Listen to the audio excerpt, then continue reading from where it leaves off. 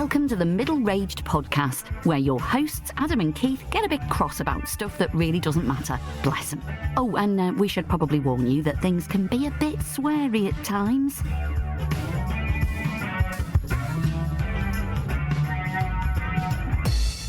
Hello and welcome to this episode 14 of the Middle-Raged podcast with me, Keith A. Pearson, and my co-host, Adam, no middle initial, I've forgotten your surname. Eccles. I do. This is what happens when we go off script, doesn't it? I tried to be smart and it backfired. Yes, indeed. I do have a middle initial. You have told us this, haven't you? I don't know. Any identity thieves out there? Get ready. Adam's going to reveal his middle name. Well, just the initial. It's A. Okay. A. Who? It's also A. Yeah. Oh, okay. If anyone wants to take a guess at Adam's middle name, can you imagine that, the dullest quiz ever? Yeah, it's quite. Yeah, it's not really exciting. No. Yeah. Just contact us on Twitter or X if you'd like to take a punt at. I'm going to go with Angus for no particular reason. Okay. Well, Yeah. winners will be announced on next episode, I suppose. Yes. Can we talk about social media very quickly? Yeah. Because new ones seem to be popping up on a almost weekly basis, and we appreciate that. Obviously, lots of different people use different platforms, but realistically, we don't have the time to join up on all these multiple platforms, because we have multiple, jobs and other stuff beyond just a podcast. We write books and have some semblance of lives, and it would just be impossible, wouldn't it? Well, yeah, and it's also the sort of build up of there's no point in just joining and having 0 followers or whatever. And trying to find people and then waiting for them to find you. Yeah, exactly. Yeah, it just doesn't seem worth my time because I think that's explanation enough. I don't think you need to expand on that. Right, so we've got a lot to get through, so should we just dive straight in? Just dive straight in, yeah. No, actually, I think you've got something to pick up on, haven't you, from that, which now seems to be a bit of an ongoing saga. That's right. Well, speaking of names, yes, so we've had some humorous names given to us. This is following on from... what was the first one? Timmy Tickle or something. I think it all started with Timmy Tingle. Timmy Tingle, that's it. And Julie Dooley, yes. Julie Dooley, yeah, brilliant.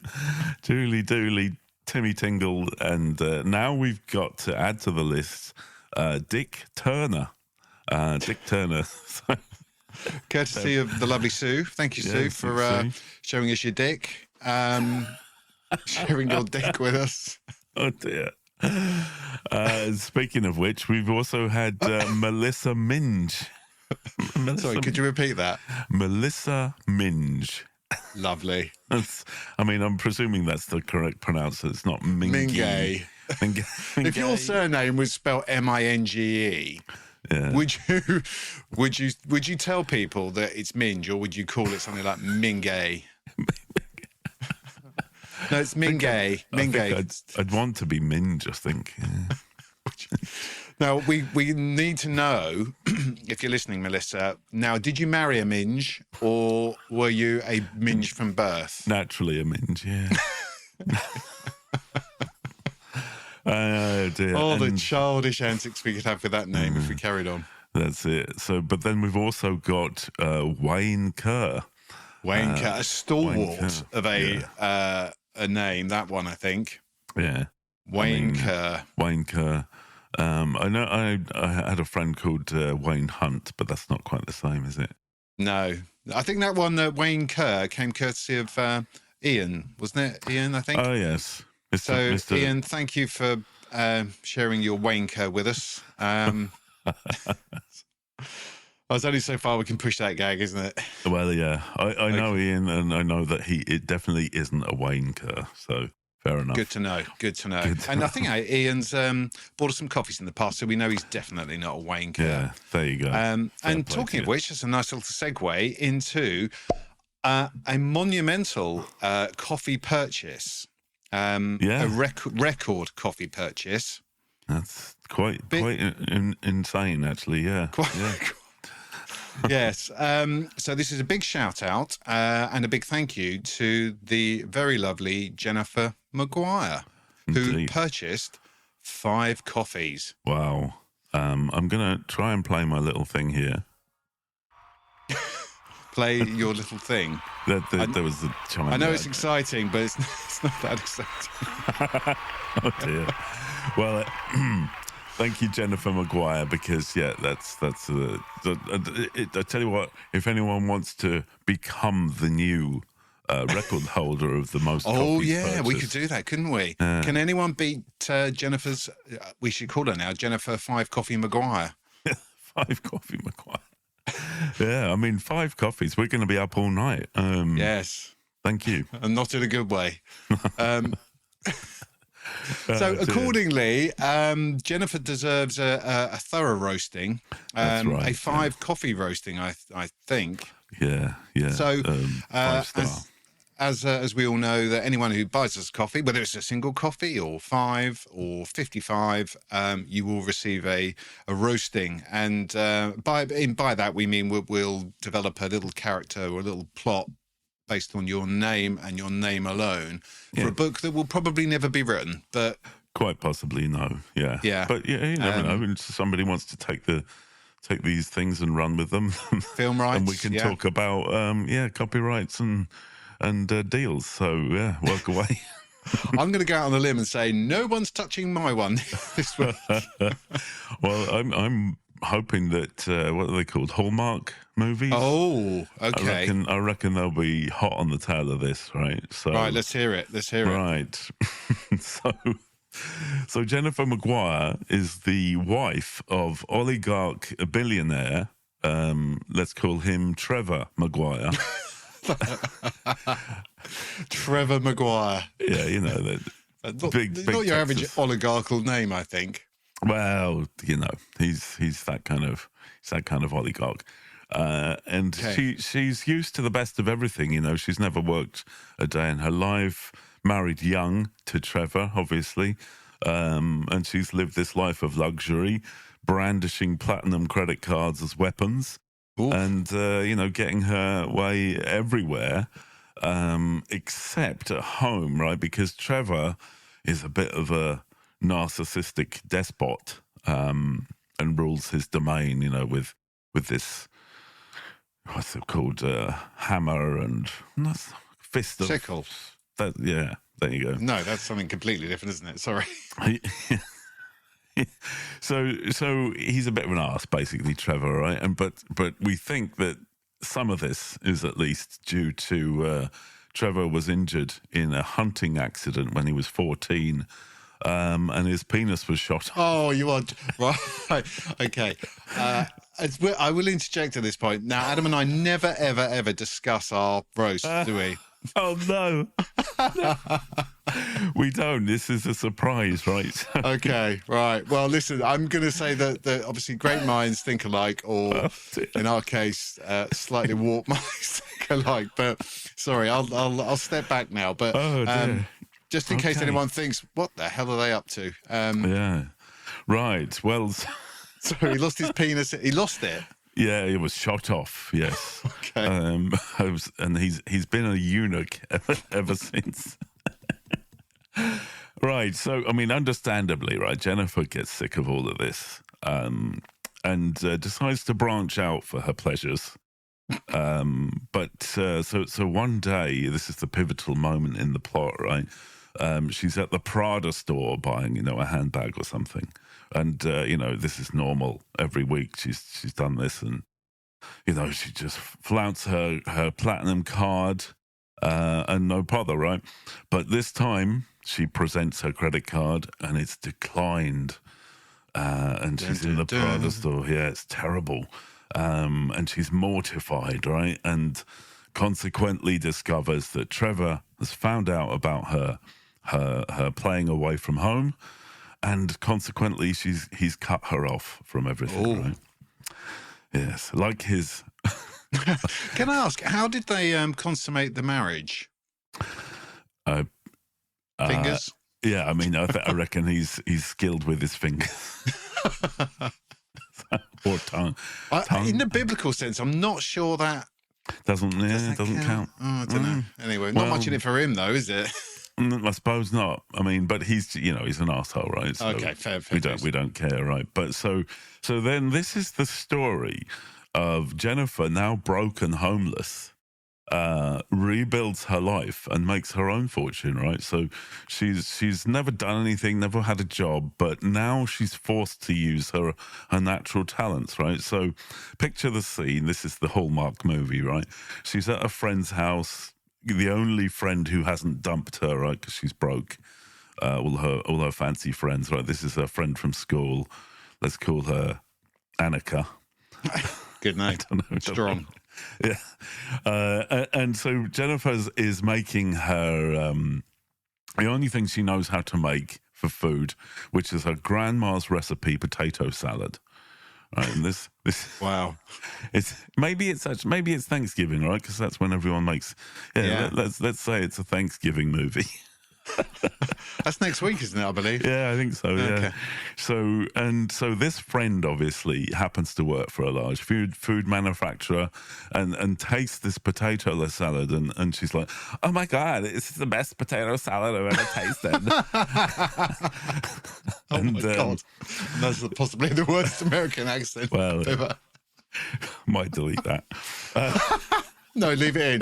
I'm going to make you leave it in now because I believe our benefactor is American. Yeah. So, I mean, if our actual roast don't offend her, that will.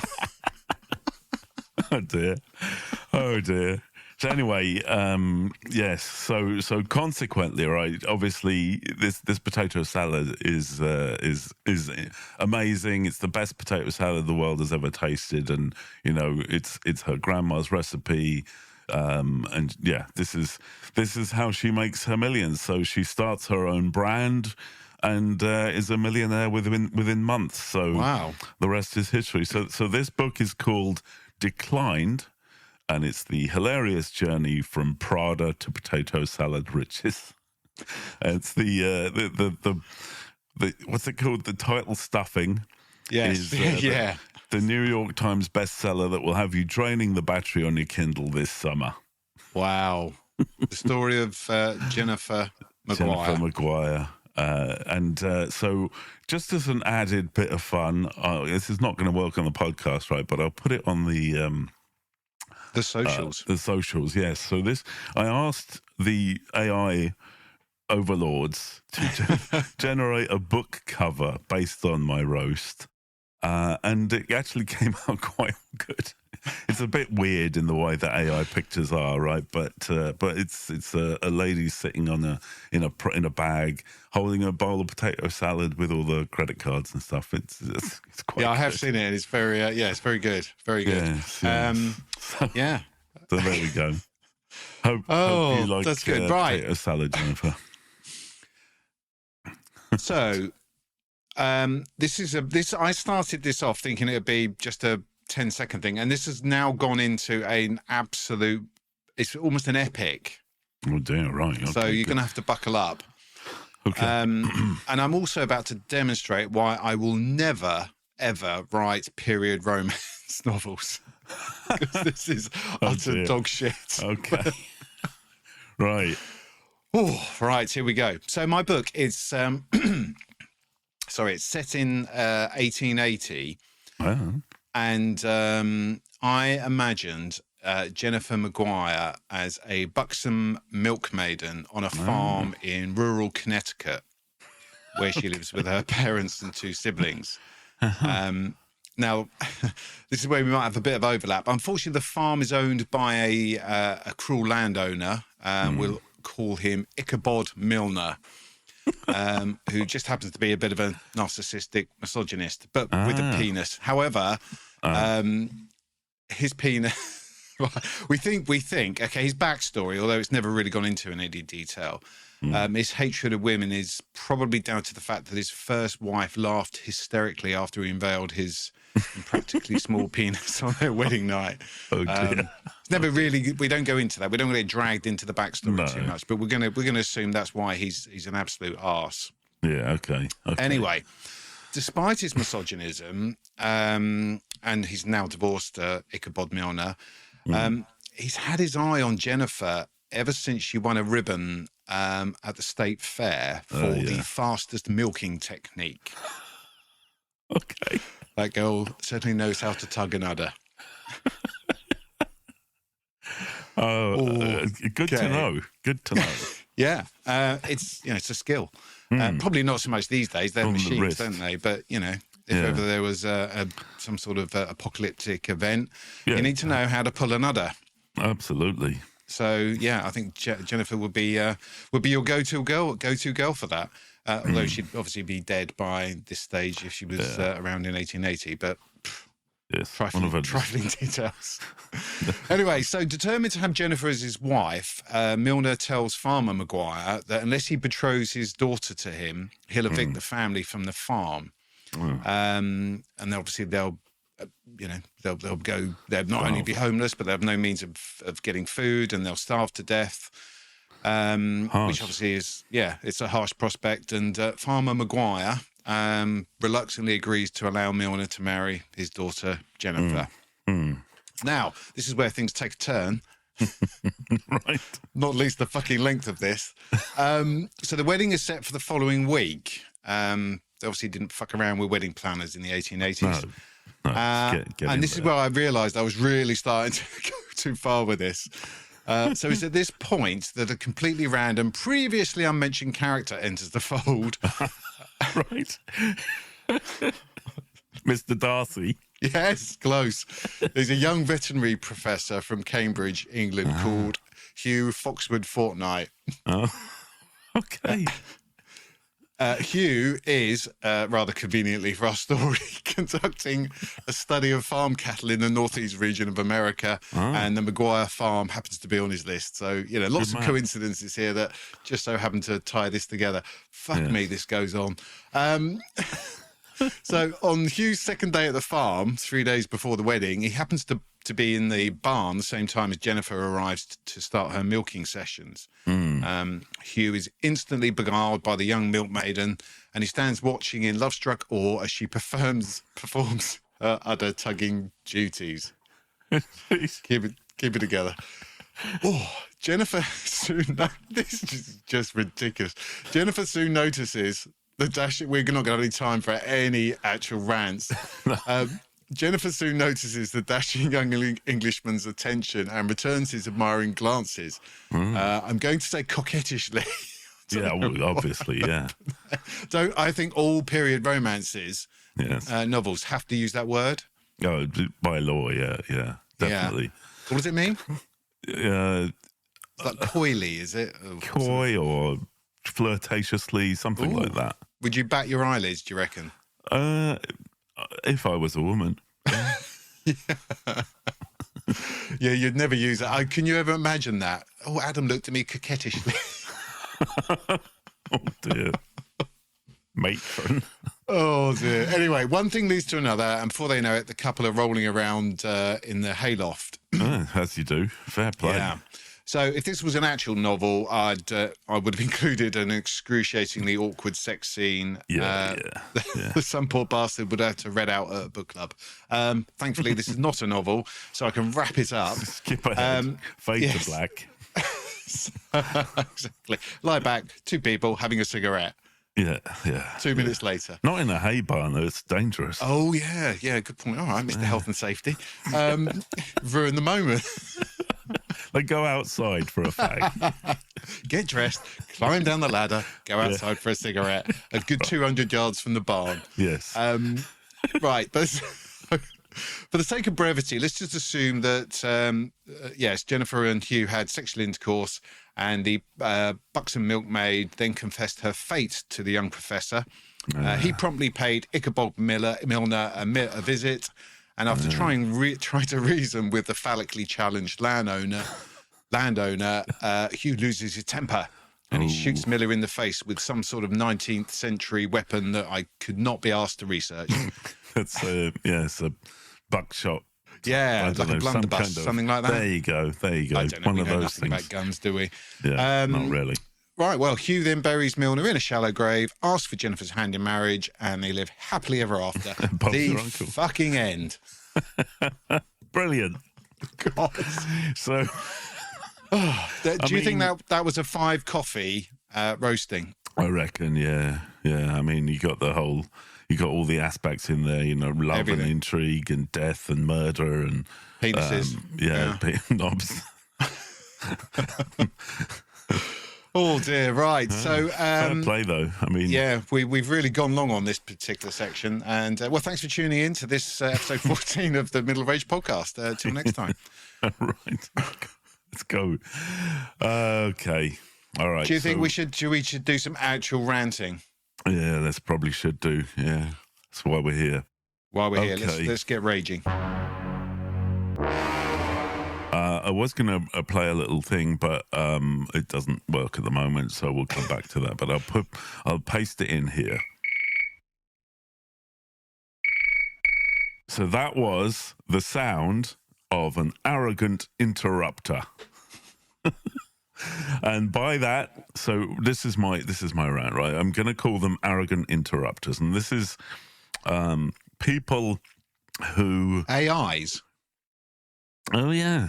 Didn't think of that. Or not. Oops.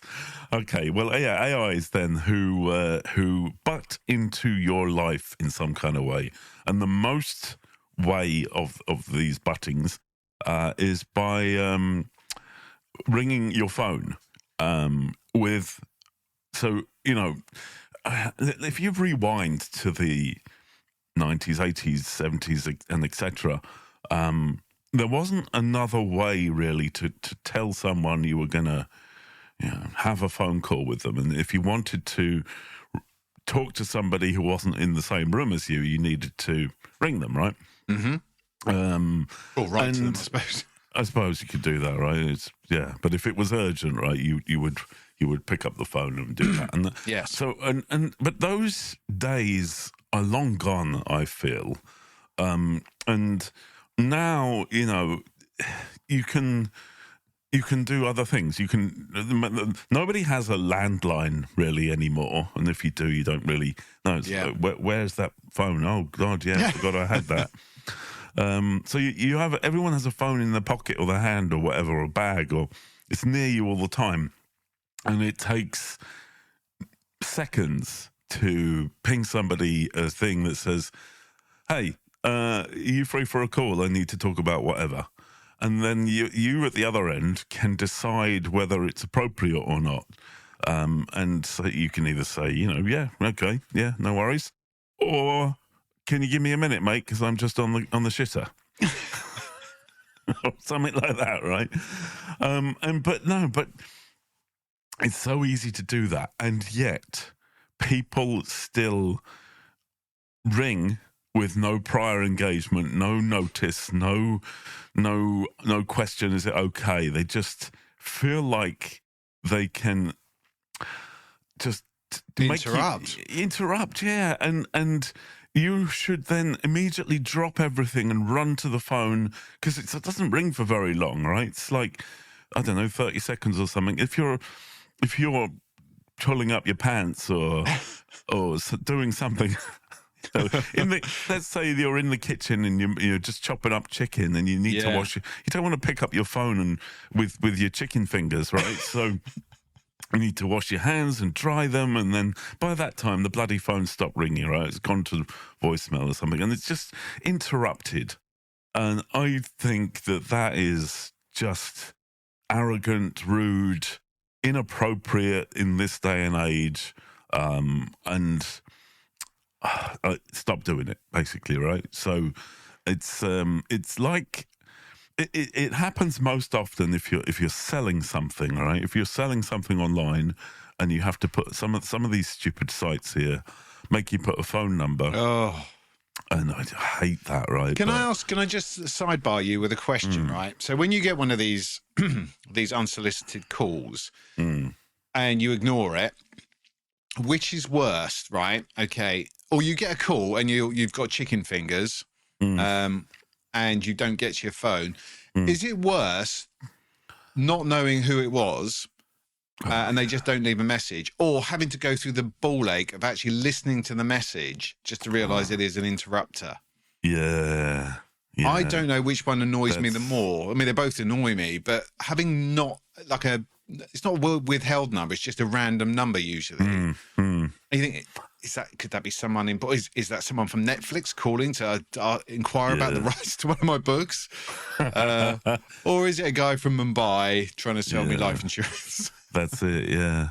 And if it happens to coincide with, you're expecting a delivery or something. Yes. And it's not the postman, it's some other courier who doesn't know where you live, or they have some stupid question, right? And so you have to answer just in case it's them. But like my day job involves me being in a lot of meetings, right? Literally all day, every day. And so usually when that happens, I get a phone call. I'm already on a call. And I don't know about you, but I can only do one phone call at a time. So it's just not appropriate. And I can't easily pick up the phone, even though it's next to me. There's lots of reasons why you can't pick up a phone. And, if they just texted and said, hey, are you free for a call? I could just ping back and say, give me 5 minutes and I'll yeah, that works. Yeah, just so. But so that would simple. involve some modicum of consideration and forethought. There's that. Yes, exactly, and that's the rage, right? Is that people just seem to think it's okay to butt into your life and break the sanctity of your home sanctuary and your existence. Yeah. So there's the phone people. But there's also maybe even worse is the people who just show up at your front door. and this is usually a Jehovah, right? Other religions are available. Yeah, well, yeah. Or a politician. So which is the least desirable? Which one would you want to punch in the face the least? Yeah, I think I wouldn't punch a Jehovah's Witness, obviously. I think I might potentially punch a politician, depending on which one it was. Yes. Most of them, though, in fairness. Or, and then there's the occasional salesman. I mean, honestly, back here in the middle of nowhere, it isn't very frequent that this happens. But it does happen. And I need to drag you off again. Sorry. Yes. You don't have what we have over here then, which is we have charity people. Oh. So these are people that will knock on your door normally when you're cooking. So it's sort of 5:30, 6 o'clock, right? So you will have chicken fingers. Yeah. Or you'd be carrying a tray of something hot from the oven, or worse still, you've just put in a mouthful of food. Doorbell goes, and there'll be some. And I don't mean this in a disparaging way, okay, because, they're collecting money for charity or whatever, but we know that they're paid and they are just... Yes. They say, hi, can we just talk to you about donkeys or something? I don't know. Donkeys? It's just whatever it may be. And it's like, would you be interested in signing up for a subscription? And you think, no, I would not, because I've got a mouthful of roast potato. Or third-degree burns where I had to put a pan down because you fucking rung the doorbell. We get... Actually, I would say they ring the doorbell more than any other type of person. I don't remember having a religious person ring recently, but we get a lot of them. Really? I certainly don't get that here, thank Christ, because, wow, I would... tell them where to go, I think. Next time one turns up, I say, I can't help, but my mate Adam said he rarely gets any knocks on the door. So if you want to go and see him... Pop over to County Clare. Yeah. Wow. That is, I think that is... the ultimate interrupter. Yeah, it really is. Like, because not only are they interrupting you, but they're asking you for money. Yeah, you're guilting on my front doorstep, and trying to get money out of me. That's an absolute. And then I suppose if you slam the door in their face, they're righteous and like, oh well, I was only asking about the poor donkey. These people are almost all sort of young student age kids, and I guess there must be a commission or something in it for them. Right. Okay. Because what else? And they're all. I think they haven't been ground down by life, so they're all insufferably happy. Oh, fuck that. Which obviously you're not, because you've just been interrupted when you're having your meal. And I don't, you know, at the end of the day, they're not caused me any major harm, but you just want to think, just look, I'm 53 years of old, just look at my face. Is this the face of a man who wants to stand on his doorstep at 10 to 6 on a Tuesday evening and talk about donkeys? No, this is, Never mind give you my bank details. Yeah, right. Christ. No, that needs to stop. That's terrible. Can you put a sign up or something that says no? Fuck off. Just a general sign. Just fuck off. I think that would be a nice catch-all, wouldn't it? Thinking of ringing the bell? Don't. Yes, unless you're bringing food or Amazon deliveries or something. Yeah. Then absolutely fuck off. Amazon deliveries, like they're going to actually stop long enough to read a sign. It's like they get within. Have you ever seen an Amazon driver? They get within like 5, 6 feet of the door, and then it's almost as like they're throwing a bomb towards the door, because they like literally throw it and bolt back towards the van. Really? Yeah. Wow. I just have the normal postman bring my Amazon stuff. Oh, look at you, Mr. Fancy deliveries. No, they over here. It's a drop and run, drop and dash. Drop and dash. That's okay. Fair enough. Sorry, I've dragged you off on the tangent, haven't I? Let's get back to your. So where were we? We're irritating people. Irritating, arrogant interrupters. Interrupters. Yes. So there's the phone people. There's the people who show up your door, and there's one more category that I really don't like, and this is slightly a bit more obscure, but this is also butting into your life. So I don't know, it probably happens more as you get older, but if you get you're waiting for a medical appointment, and they make an appointment for you, and then they send a letter with that appointment to your house, right? So you get it in the post, and it's got an arbitrary time and date for this appointment, whatever it is, there's no question like, can you make this time? Can you come to this place? It's just like, here's your or die. Yeah, those are your options. Just like, what the fuck? How do you know that I can make that? You don't, and yet they just send them out. They don't give a fuck. This happened a lot with, not me obviously, but when my wife was pregnant, and those appointments just random, ad hoc, and you've just got to come, and that's that. So take time off work, don't care. You got to travel across the country, don't care. Just you're on holiday. Fuck you. Already dead. Tough. 25 quid fine if you don't turn up. Yeah, that's it. And so these people, I don't know, I just don't understand. Why can't they ring you? Well, why can't they? They could. You're caught in your own vortex of. They could first text and say, "It's okay to ring you," or they just fucking email me with a list of options. Actually, stop sending letters, right? Because that's ridiculous.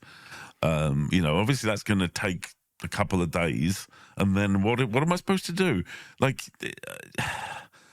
there needs to be negotiation here. So I feel like, whatever the system ends up being, it's just not like, you can't just decide the next week of my life involving, I have to take off time of work, I have to do this and that, and organise things and be in a certain place, or be in Limerick at 9 a.m.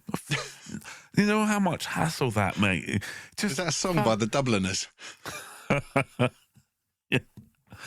I was going to sing that. Listen, think about, I agree with you, right? There has to be a better system.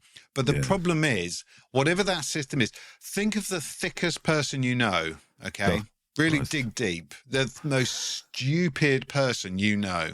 Yes, yeah. Okay, yeah. that Quite a lot of them. absolute moron has to be able to use this system. And that moron may have an even more moronic brother.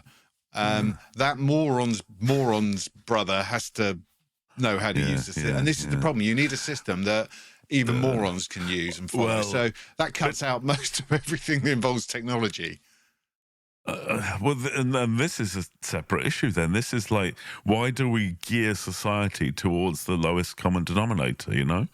There should be a separate tier for the morons. You might argue with healthcare, this is controversial, that you're kind of weeding out the gene pool, really. Well, yeah. So you couldn't read, Mr. Smith. Well, dear, that's a shame. You won't be having kids, that's for sure. There you go. Or maybe you will unless it's in the next 6 months. Oh, Christ. Oh, dear. That was dark, sorry. Yeah. But some people shouldn't, you know, some people certainly shouldn't have kids, that's for sure. Yeah. Well, look, they could put a paragraph at the end of the letter that says, if you can't make this meeting or you want to negotiate it, then, you know, text this number or something. You know, and the people who just I don't know, just take whatever life throws at them and accept it and run with it. Like, okay, I've got to be there at this time, and I'm just not gonna say that that's bad or anything. Like, let them go. But I have to question everything, and like, you can't just tell me when I'm supposed to be somewhere. Well, I think with the medical thing, that's just the way. And to a degree, I have some sympathy, because I think with that, you'd imagine if they actually gave people any form of choice whatsoever. Yeah, but I mean, you need, like, I just can't get to certain places at certain times of days and things like that. Well, if you set off the night before, you probably could. You're obviously not committed enough. Well, there's that, yeah. But I mean, in the end, right? Yeah, if you don't go to these things, you'll be back at the end of the queue, and you know. So maybe they do it as a deterrent, because they look at it and go, "Well, if it's that important, they'll make it." Well, if they don't give a shit, then yeah. But that's the other thing of this, right? Is that there's an assumption on the other side of all of these things, right? The people who ring you.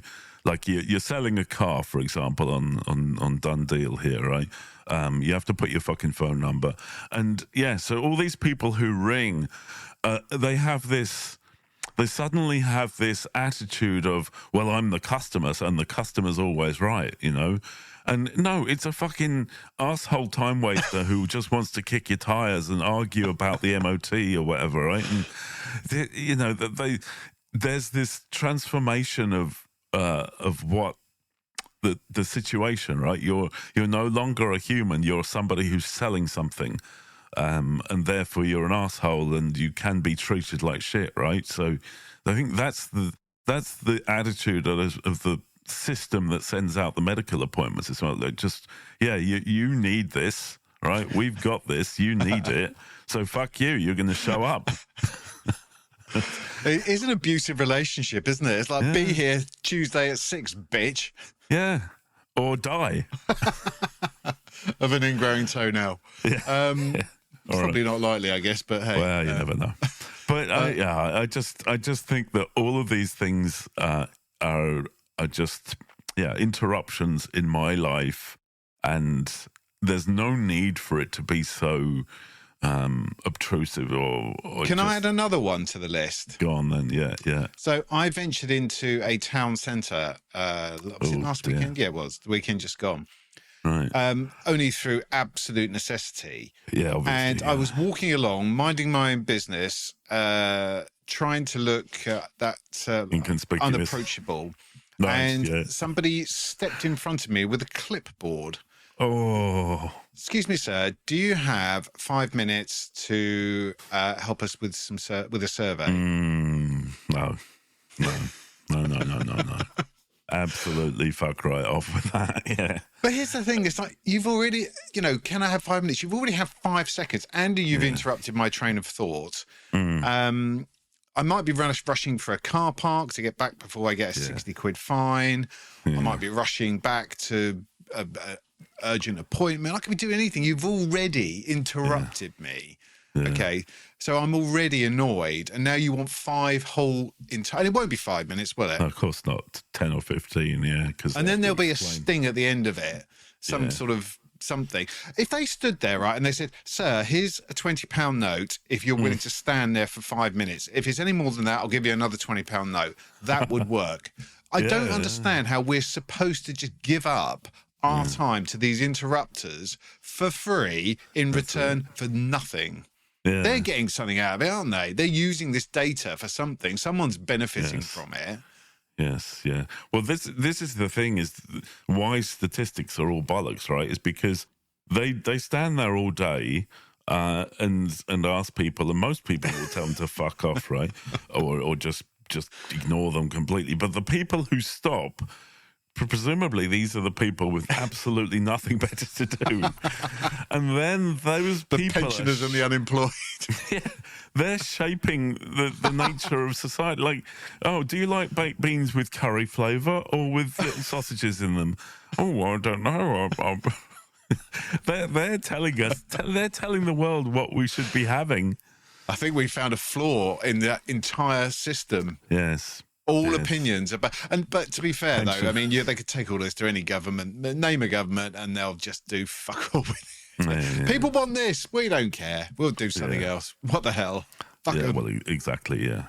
Not to get political, but fuck 'em. Yes, but fuck them. Yeah. So yeah. Well, but that's definitely on the list. Yeah, arseholes in towns with clipboards.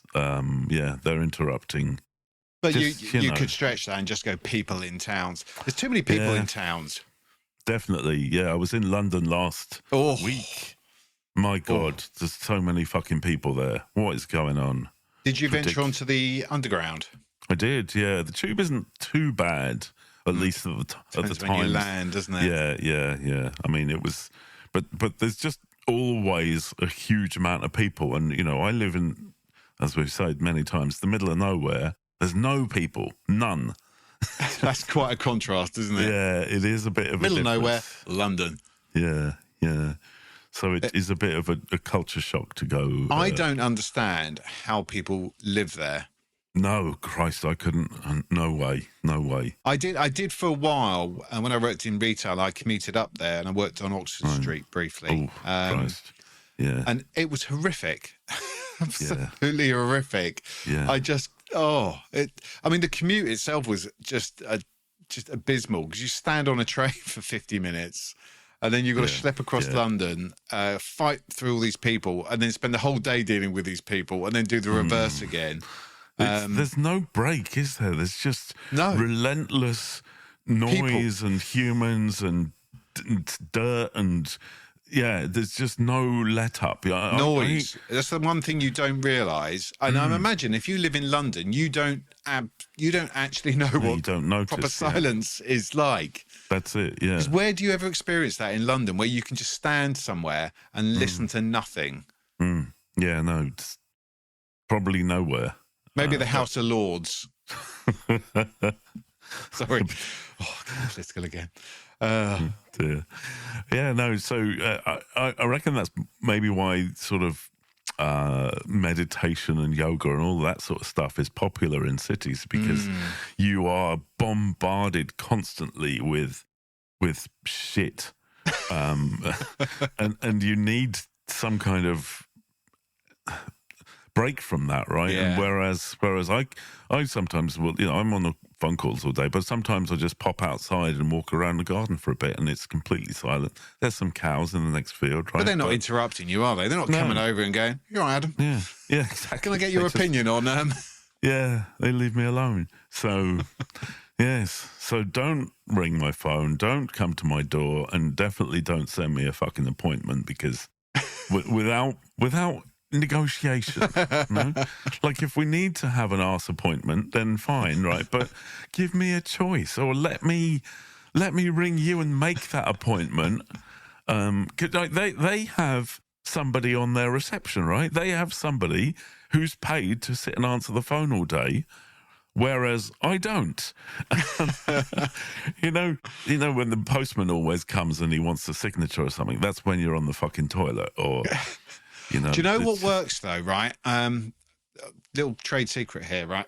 Mm-hmm. If you ever have a problem with anyone who works for the state, whether it be the health service or council, what you say to them is, do you know I pay your wages? Because they love that. They absolutely love it. You get their respect immediately. And they honestly, they bend over backwards after that, because they think, oh my God, yes, I do.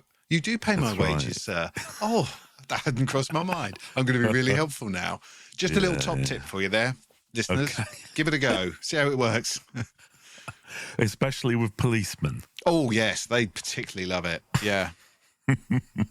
I know I've had 6 pints, and I know I probably shouldn't be in this car, officer. Right. But I do pay your wages. So maybe we can just have a, come to a little agreement. Yeah. Let's have what do you call it? A meeting, an HR meeting. Yes. Yeah, no, but that might not work so well. But okay, yeah. Oh dear, I think I'm going to stop now, because before I get too angry. But yeah, but that's basically it. Arrogant interrupters. Stop doing it. And I mean, if you take away anything from any of these, I'm still can't going. help it, can you? And look, if we were providing a service here, right, this is a life lesson. I think just a tiny bit of consideration before you butt into somebody's life would go a long way for everybody, right? If I needed to ring you for some weird, awful reason, I would text you and say, all right, mate, if you got 5 minutes, I would do exactly the same. And you would say, give me a minute, or yes, no problem. And then we have a nice conversation. Nobody's on the toilet. Nobody's out walking the dog. No one's got chicken fingers. Yeah, and, that's a much more civilized interaction, right? Yeah. So, yeah. There we are. So those are the rules, folks. Yes, I reckon. And obviously, there's an implied cutoff. Right? You can't text someone at fucking 11:37 p.m. or 6:15 a.m. Oh, that is, yeah. Yeah. You can stick that up. Yeah.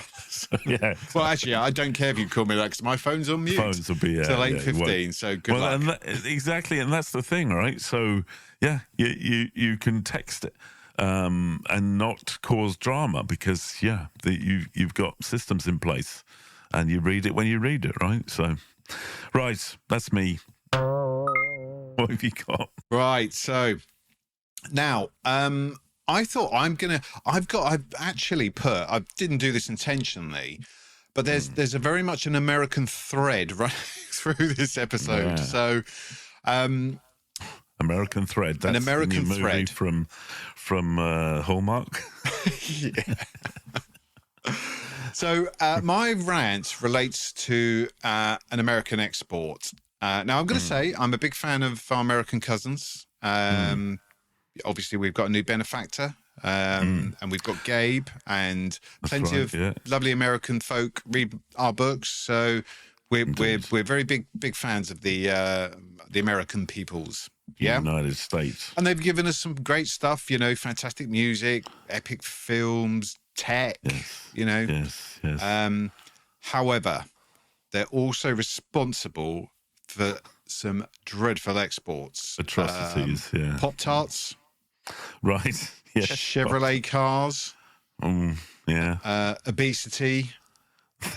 Right. Yeah. And the target of my ire this week, Black fucking Friday. Oh yeah, Black Friday. Oh, and ironically, Black Friday is actually next week, isn't it?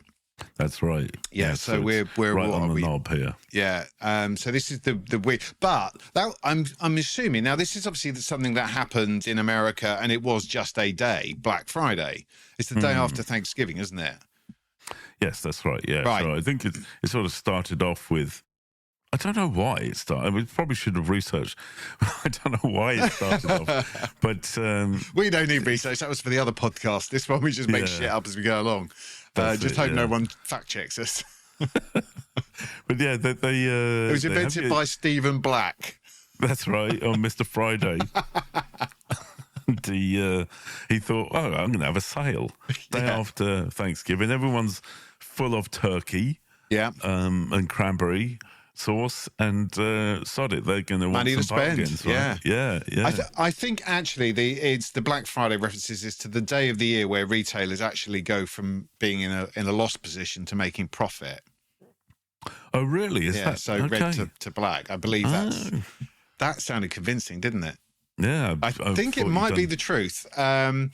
Why they have a sale though, I don't know. Maybe they think, well, okay, this is the time to really make hay, I guess. So Black Friday became a thing, and I'm assuming at some point it was just in shops, like people have a bit of time off, don't they? Because Thanksgiving, shops have a Friday sale to attract people in. Black Friday becomes a thing.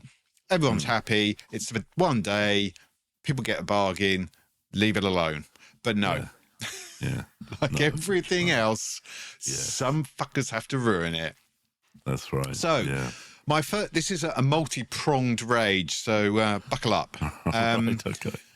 The first part of this relates to the fact that UK businesses have just taken this thing on wholesale. Oh, yeah. And embraced it with just this haphazardness that just defies any belief. And it starts literally at the beginning. It's no longer Black Friday. It's like, hey, we're having a Black Friday sale. And they'll tell you a week in advance. It's no Black Friday month, week, fortnight, whatever the hell. Black November, isn't it? It's just very, It's like the Christmas in August, just everything is. It blurs, doesn't it? Everything just blurs into one thing after a while.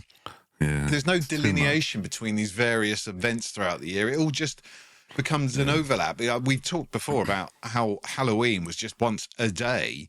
One day. And now it's a week, and people having parties and piss off. Calm sorry, down. I've gone too far. Right, so for the last 3 weeks now, I've had a deluge of Black Friday emails and text messages, going back to your rage point, from every company that I've ever bought a product or service from in the last decade. Yeah, it's just they really dredge them up, don't they? Yeah, it's like we've got this list. What we can do there? We can't just send them nothing. Oh, Black Friday. Right. So they think it gives them, they're the first company to ever think about having some sort of Black Friday promotion. So they're all at it. And I've had, these are genuine, right? Absolutely genuine.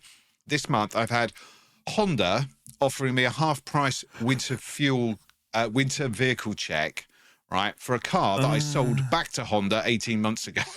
Right, okay. Take them up on that. Yeah, 25% off conservatory furniture. Even though I haven't lived in a house with a conservatory for 3 and a bit years.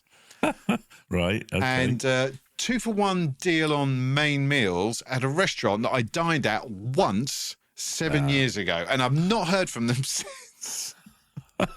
Wow. Okay. This random text message from a restaurant saying that they're doing 2-for-1 on mains. For fuck's sake. It's just that is okay. That is so. I've got a few, but they're just sort of like Nintendo games because I buy them for the kids. And there was a lot of recently. There's been a lot of audio editing software. They seem to like Black Friday a lot. Yeah, don't know why, but there's a lot of emails about that. I haven't had any cars though. Just buy a car on Black Friday. They must know. That's something in their system must say this guy no longer has a Honda because he sold it back to us. Why would we offer him a a vehicle service. check on a Honda.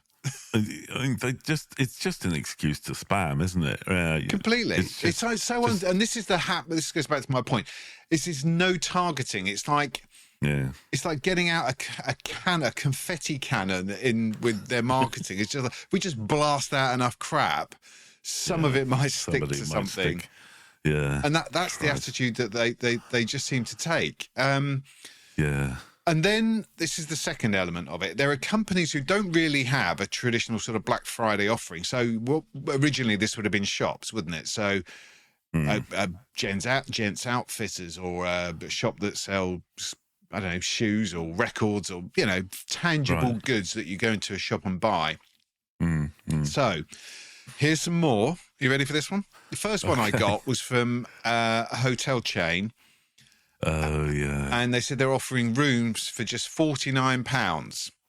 Okay. Caveat being, as long as you don't have any preference where you want to stay or on what date. So where, okay. If you find yourself at a loose end one non-specific evening in late November, you could spend the whole evening in a generic hotel room in Bracknell or Slough or Crawley or somewhere. Birmingham. It's like, here's a really good deal, but it's only really a good deal if you happen to absolutely want this weird combination of dates and locations. Again, non-specific. It's not a deal, is it? Because who's going to go, oh, that's lucky. I was going to be in Crawley next Tuesday evening. Yeah, of course, yeah. Oh, my God. So that is a bit. They're really clutching at straws with this stuff. Yes, but this is a hotel saying it's a Black Friday event. Yeah, it's not an event, mate. Yeah, and it's not an event. Some more. Okay, so anyone in the Liverpool area, you can get a Black Friday colonic irrigation session for just £60. Oh well, fucking sign me up. I think the RRP is 120. Okay. So so rather than paying 120 quid for someone to shove tubes up your ass, bargain. Half price arse wash. More a brown Friday than black. Oh yeah. What? Okay, really? Right. The next one, you get a 70% discount on a 12-month subscription to Creative Stamping magazine. Now, when I read this, my brain said, creative stamping? Is that like when you're just stamping your face? Yeah. In tune, yeah. It's creative stamping. Oh. What the fuck? Does anyone buy magazines anymore? Is that a physical thing? I think they're available in physical and digital format. Okay. So you get but these are stamps. It's a hobby, like a craft thing where you make like a stamp that you stamp on things. Oh, not stamps like postage stamps. No. Like imprinting things. You know, like you get an ink block, an ink pad, and you put your stamp in it, and then you stamp it on a letter or something, like a sort of franking machine type thing. Does that warrant a whole magazine? Apparently so. And there's a 70% discount if you're interested. So if anyone is listening and they're thinking, creative stamping, now's the time to subscribe. Definitely. Oh, and if we don't get more coffees, we may start doing adverts for Creative Stamping magazine. There you go. That's right. Yeah. Imagine that. Every week, one of us interjects. Have you tried stamping? Creative stamping. Have you heard about the new stamp? It's a Victorian pattern of. I don't know. We're useless at this. But yeah, so don't make us do that. Don't, for Christ's sake. And this is maybe my favourite one. I shouldn't say it's my favourite, actually. Boots are offering 20% off Viagra Connect. So, I mean, that's fortunate if you happen to have erectile dysfunction on Black Friday. You can stock up for bonus. No, it's limited to 2 packs. Oh Christ! So you have to suffer from it during the month of November. Otherwise, well, there you go. So no knobbing in January. Sorry, lads. Oh, prices down, penises up. But yeah, 20%. Oh God! Right, so Black. I don't know if I'm on my third one yet. This has all just become one long gripe, really. Fake discounts is another thing that I've noticed. And Amazon, you sneaky shits, you're the worst with this, where you see something in their Black Friday and it's like third. An example, I bought a Ninja air fryer in July for X amount of pounds. Okay. Yes. Don't want to show off. That's why I've not said how much it cost. And it was promoted. It came at they started Black Friday week today. And it was the exact same price, but they're advertising it with as a 34% discount for their Black Friday, as part of their Black Friday promotion. You got to watch that. Oh, sneaky. Definitely sneaky fuckers. Yeah, they think it's. I mean, we should try that with the books, right? It's this week only. It's the exact same price as it always was, except that we're going to say it's 30% discount. Yeah, and who would know? I mean, who would care, frankly? But we're actually going to do a bit of some actual proper advice, some good advice on this podcast for once. If you get something called Camelizer, have you heard of it? Oh, yeah. The 3 camels. Yes. It's like a little app you get in Google Chrome. And if you click on that when you're in Amazon, it will show you a price history for whatever product you've got on the page. Yes. And then you realise, oh, okay, right, how much you are being scammed into buying shit. Yeah. That's right. Yeah, camel. That's a very good, useful web page if you've not used that. But yeah, definitely you can. Yeah, because it doesn't always work. Sometimes if it's not Amazon selling it, it's somebody else selling it, then it goes a bit weird, right? But mostly, you can look up and see. See, you learn something on the pod. There we go. I think we may have even just paid for. If anyone does save a huge amount of money after using the Camelizer or saves themselves, you can buy us a coffee. Yes, there you go. That's right. That's right. Good stuff. So, my final prong is companies that advertise up to caveats. I fucking hate that phrase, up to. Yeah, exactly. And it's always right. You receive this thing, this email, and this is normally email, and it's normally a company you've bought before, and you've not unsubscribed because it might be something. There's a particular clothing brand I like, and I've bought lots of stuff over the years. So they will send you this email, Black Friday, 70% off, massive letters, and then you notice in like a 10-point font. The word up to you bastards. Yeah, and they get you, don't they? Yeah. So you click through, and then you realise that 70% is only applied to maybe 5 of the shittiest products, like, I don't know, handkerchiefs or shoelaces or some fucking snuff boxes or something. Not stuff that anyone actually wants. No, obviously not, no. The stuff that you want, that you'd like to buy, is either not discounted or they give you some sort of 5%. Miserly 5% or something. Yeah, stingy cunts, yeah. That is a good one. That's definitely... Just say, don't say it's up to 70%, just say between this and this, and then we've got a realistic expectation. Or average. Yeah. Average discount, 33%. And you go, okay, well, that seems like, fair enough. But if there's only like 5 products at 70% and everything else is 5% off, then... Yeah, it's not fair, is it? No. Yeah. And I would like to say, I've snared a few bargains over the years. And as a frugal man, which we touched on in the last episode... That's right, yes. I do like a sale, but there's just... Indeed. There's too much there are very few bargains to be had. There's too much hype. There's too much interruption, too much bullshit. Yes.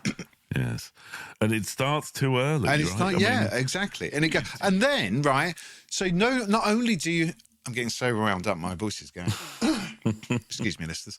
So not only is it not enough that they have to fucking foist this on you for the first 3 weeks of February.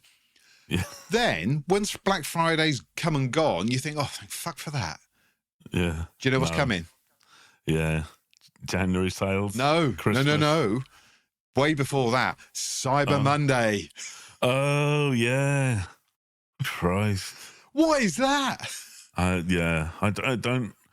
I think that's a leftover from the early days of the internet, when I don't know, when the people who run the servers went home on the weekend or something, and they, if it went down on a Saturday, that was it. You game over until Monday morning when.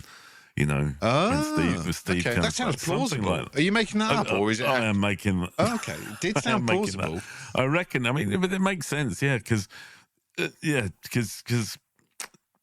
suppose in the early days people didn't realise that this would be the new world that we live in, and everything is and there was much more errors and things like that. Right? So. I don't know. Let's say that that's the truth. Cyber does sound like a very 90s internet word, doesn't it? Cyber Monday. It's not really a thing anymore, is it? Yeah. Yeah, it's like Lawnmower Man. So, just when you think you've got the whole thing is behind you, Cyber Bastard Monday rears its ugly head, and then you've got to go through the whole thing again. I have actually seen Cyber Tuesday. No. I think. Yeah. In the recent years, I've seen people touting that. It's just like, come on. Well, once you cross that bridge, there's no going back, is there? Because literally there is, if every day is a sale, then no day is a sale, is it? That's right, yeah. I mean, like, at this stage, how are you ever going to sell anything at the full price? Just wait for the next sale. They are selling everything at full price, aren't they? Just telling us there's a sale. So essentially, it's just an opportunity to scream and spam us. Yes, that's it.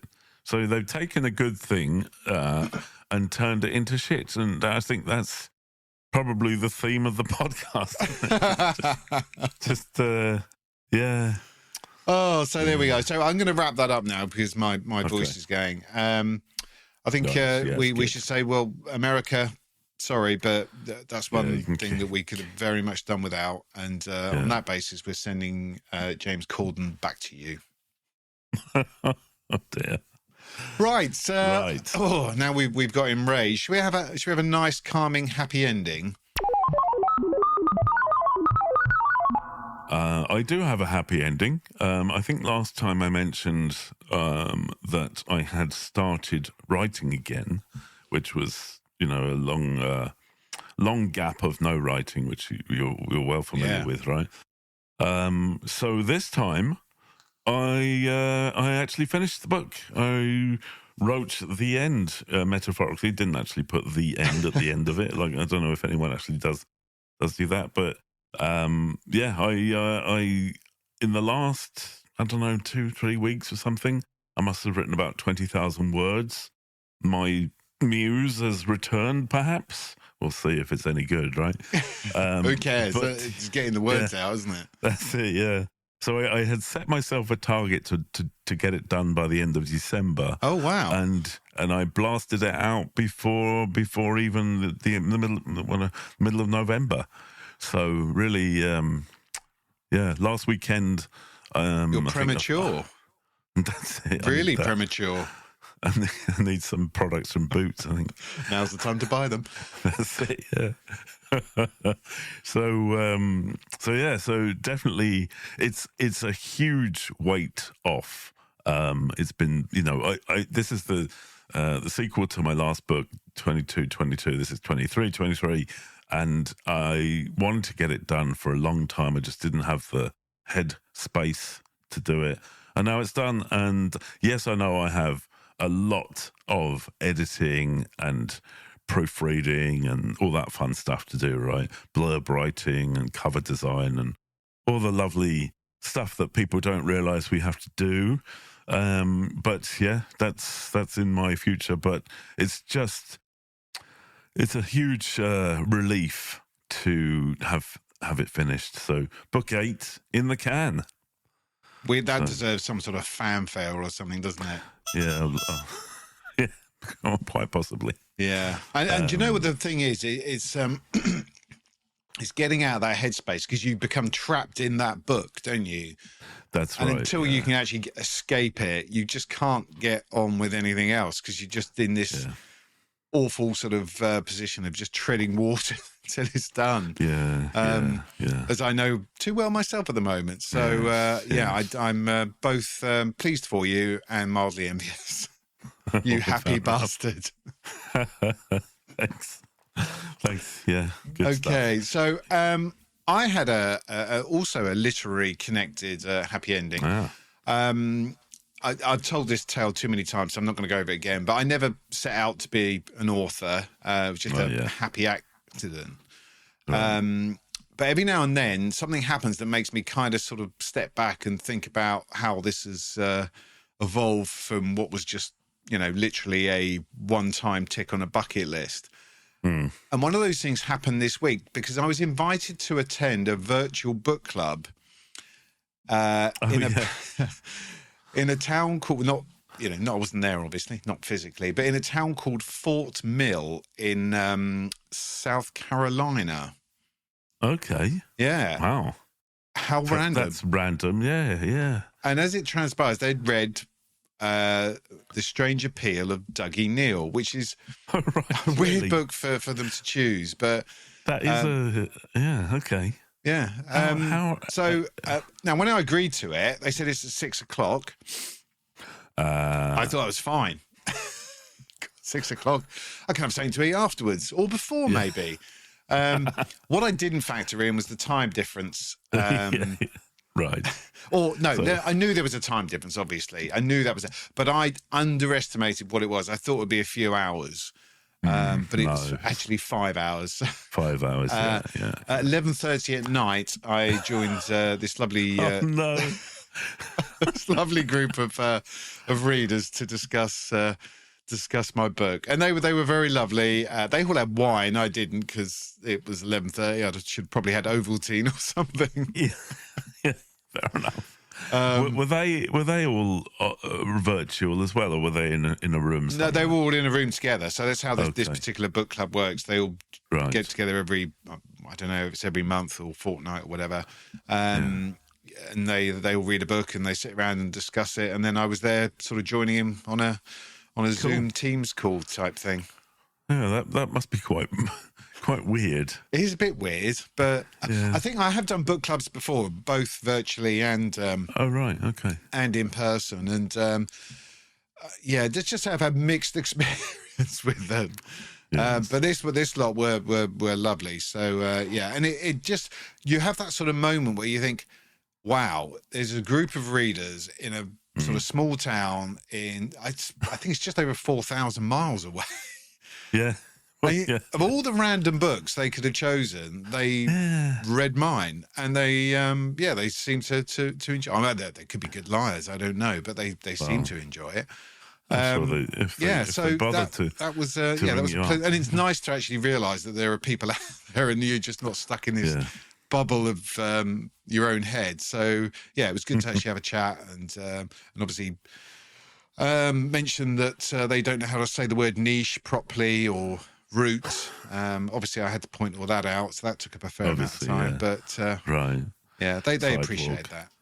Trash can, get in the bin. I won't do the accent again, but I know I have a lot of experience with that sort of thing. Yes. Good stuff. So that's lovely. Say again, sorry. That's lovely to hear. Yeah, sorry, to have that. Yeah, it's nice to be appreciated, isn't it? Yeah, it is, and it's always nice to hear a different slants, for culturally. So I think we've gone on an American journey here, haven't we? We started off American, and then we got a bit angsty with our American cousins for giving us Black Friday, and now we've left them on a high. So we've taken them on a journey. Gabe and the one other listener, Jennifer. Jennifer and Gabe, yeah. Cheers, chaps. Maybe this might attract further American listeners, or any fucking listeners, to be honest with you guys. we don't care. Wherever you're from, just come and join us. Join us on the pod for some UK-themed laughing at America. No, not really. No. Right, on that note, I think we're about done, are we not? Anything else that you need to add, rant, or swear about? Let's just say follow us on the socials, and I'll try and remember to put a silly picture up for Jennifer. That's about it, really. I think Join us so. on we're coming up to the festive season, and we absolutely won't be putting up our trees before the appropriate time. When is appropriate? It's bloody December next week. I know, yeah. Well, I reckon, I mean, I can't be asked with all that, but I think that unless you have very young children, I think the appropriate time would be perhaps the week before, right? Otherwise, you're just taking the piss, I reckon. Yeah. And I know that there's people now shouting at their podcast thing, right? Heretic. Yeah, Scrooge. Yeah. Humbug. Yeah, well, I know. It's effort. It is effort, though, isn't it? It's not that I object to a Christmas tree. I like a Christmas tree. I like Christmas as a rule, but it doesn't have to be the ball ache that it's become. It doesn't have to be the whole year, right? Well, there is that, yeah. It's one day, you know, just everything. It's the theme, right? It's Black Friday isn't the whole of November, and Halloween isn't the whole of October. And the problem being is that actually Christmas Day itself is generally a massive disappointment. Yeah, well, yes. Because it gets built up, doesn't it? It's like built up for weeks and weeks and weeks into this sort of crescendo, and then the day is typically quite underwhelming. Yeah, we just finished on a flat note there, William. Christmas is shit. I think that's us done. So thank you very much for tuning in and for getting to this point in our, again, very long episode. And yes. You know the rules. Adam's going to explain them to you now via the medium of a jingle. But until episode 15, thank you very much, and bye for now. Yep, take it easy. Hey there, listeners. If you're enjoying the podcast and want to help keep it going, consider supporting us with a small donation on buymeacoffee.com/middleraged. Every donation helps us to give you more of the content you love and keeps us from venting our rage on social media. Plus, you'll get a light roasting on the show if you fancy it. We couldn't do it without you, so thanks for listening and spreading the word.